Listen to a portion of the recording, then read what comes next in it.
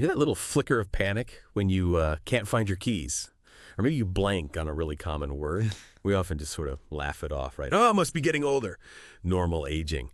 But what if those little slips, those seemingly innocent moments, are actually red flags? Flags for something much more serious, but also maybe preventable. Think about someone like Robert, 68 years old. His doctor mentioned his blood sugar was creeping up, called it just a little diabetes. Then it started, forgetting keys, missing appointments, and eventually, tragically, he couldn't even remember his own granddaughter's name. That led to an Alzheimer's diagnosis, a memory care unit, a really tough situation. But here's the really unsettling question we're getting into today. What if Robert's dementia wasn't just inevitable? What if it was actually fueled by something he could control, like maybe even his breakfast choices? It sounds shocking, I know, but the core idea is this. Some scientists are now calling Alzheimer's type 3 diabetes. Why? Because high blood sugar literally seems to starve and shrink the brain. So okay, let's unpack this. This deep dive is basically your shortcut to understanding this really critical, kind of groundbreaking link, and it's backed by some fascinating research. Yeah, it's definitely a surprising concept for many people, this type 3 diabetes label. But what's really fascinating here biologically is the mechanism. It boils down to insulin resistance, but specifically in the brain. Essentially, think of it like this. It stops your brain cells from properly taking up glucose. Glucose is their main fuel, you know? So when those neurons can't get the energy they desperately need, well, they struggle, they wither, and eventually they can die off. So they're literally being starved of energy. Exactly. And in this deep dive, we're going to lay out some, frankly, pretty stark realities, like how high glucose levels actually visibly impact your memory centers. We're talking MRI evidence, actual physical changes you can see. Wow. Yeah. And we'll also unpack three subtle early warning signs, things people often dismiss, like you said, normal aging, but which can show up decades before dementia really takes hold. We'll also get into why the normal blood sugar levels your doctor might mention could actually be misleading when it comes to protecting your brain and what the optimal numbers really are. Okay, that's crucial. Absolutely. And most importantly, we want to arm you with concrete, actionable things you can do. We'll talk about 5 specific brain armor foods, including, yes, a really cheap spice that some evidence suggests might even help reverse damage. A cheap spice. Okay, intriguing. And also a super simple, like 60-second daily habit that can significantly slash your risk. Look, the goal here isn't fear. It's not about scaring anyone. It's about giving you the knowledge, empowering you to really protect your most valuable asset, your brain, your memories. It's a really powerful way to put it, and maybe a bit alarming too, honestly. So, okay, let's get into the hard science a little more. What exactly is going on in our brains when blood sugar starts to, go off the rails? What's the actual mechanism people are pointing to with this type 3 diabetes idea? Right. Well, the research paints a picture of sort of a slow motion disaster happening inside the head. For instance, looking at autopsy studies, it's pretty revealing. They show that people who had diabetes have, on average, 3 times more amyloid plaques in their brains. 3 times. Those are the classic Alzheimer's markers, right? Exactly, those sticky plaques.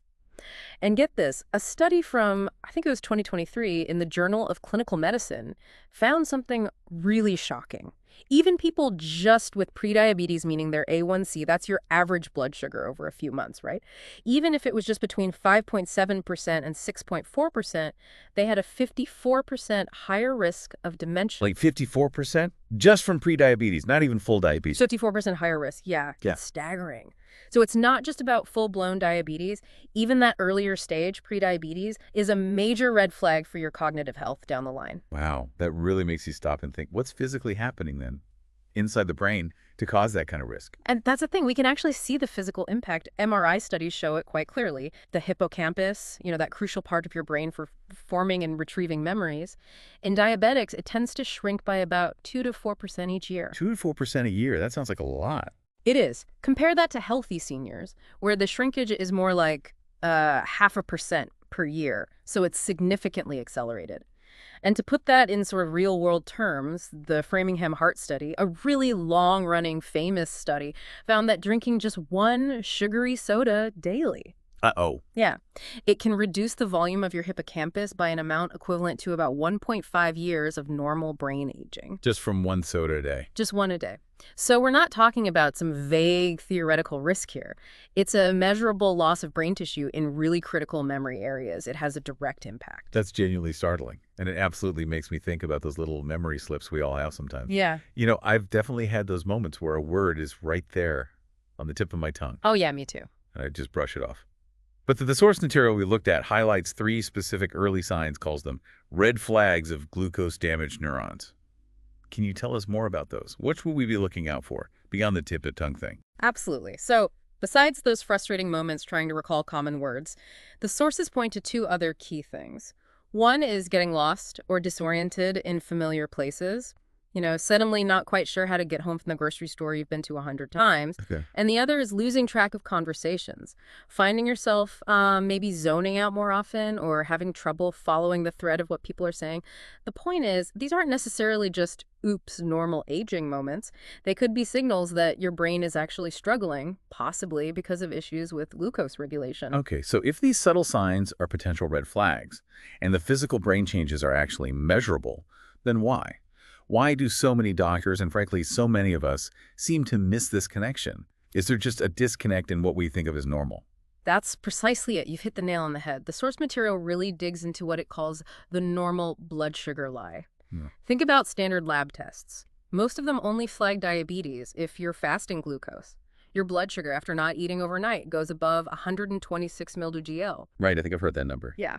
But here's the kicker. Groundbreaking research indicates that damage to your brain, actual negative effects, can start happening at levels much, much lower. Some studies suggest it could begin even around 85 mg/dL. 85.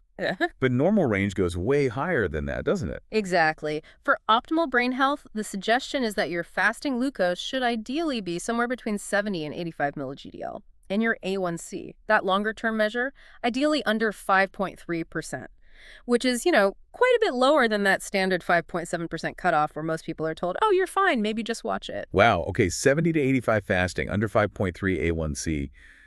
Those numbers they're a huge wake-up call. Yeah. It really makes you wonder what else we might be misinterpreting with our health numbers. Like, are there other common health truths we should maybe reevaluate because of this? We hear constantly about cholesterol, for example, right? Is that the main thing for brain health? That's a really crucial point you bring up. Cholesterol is definitely important for your heart and overall cardiovascular health, no doubt about it.